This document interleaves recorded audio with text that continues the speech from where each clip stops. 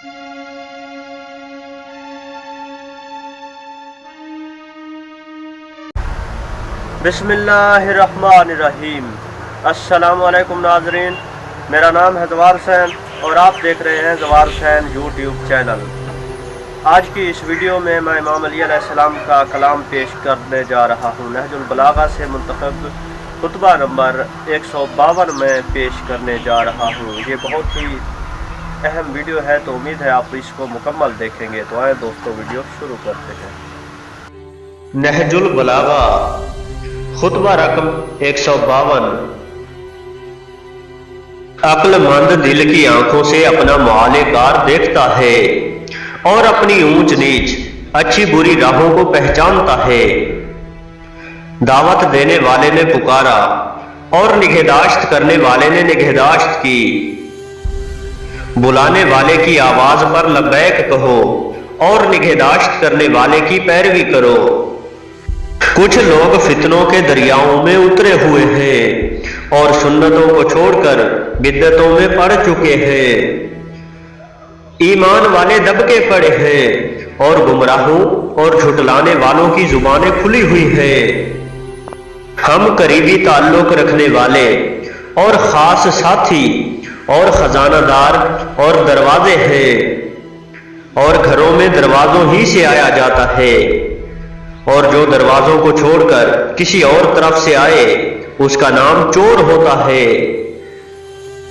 इसी खुतबा का एक जुज़ ये है, आले मोहम्मद सल्लल्लाहु अलैहि वसल्लम, उन्हीं के बारे में कुरान की नफीस आयतें उतरी हैं और वो अल्लाह के खजीने हैं।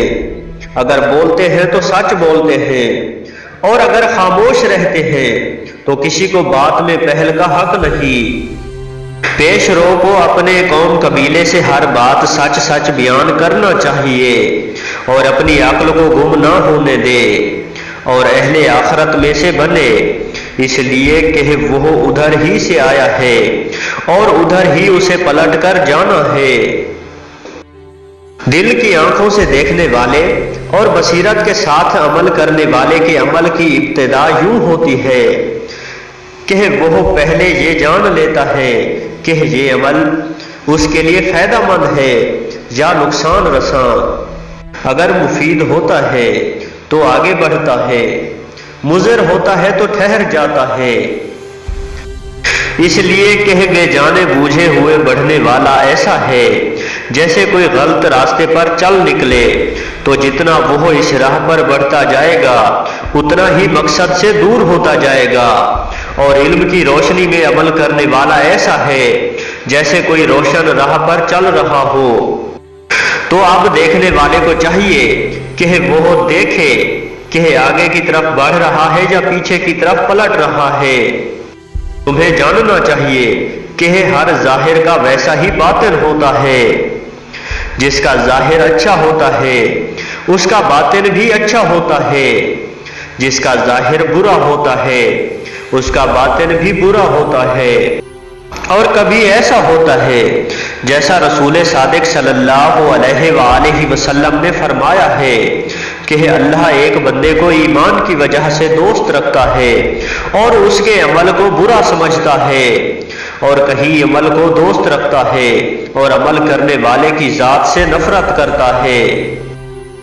देखो, हर अमल एक उगने वाला सब्जा है और सब्जा के लिए पानी का होना जरूरी है, और पानी मुख्तलिफ किस्म का होता है।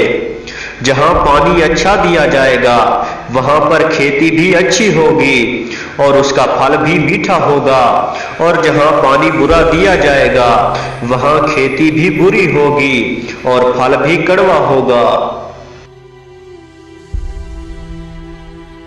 अल्लाहुम्मा सल्ली अला मुहम्मदिन व आलि मुहम्मद।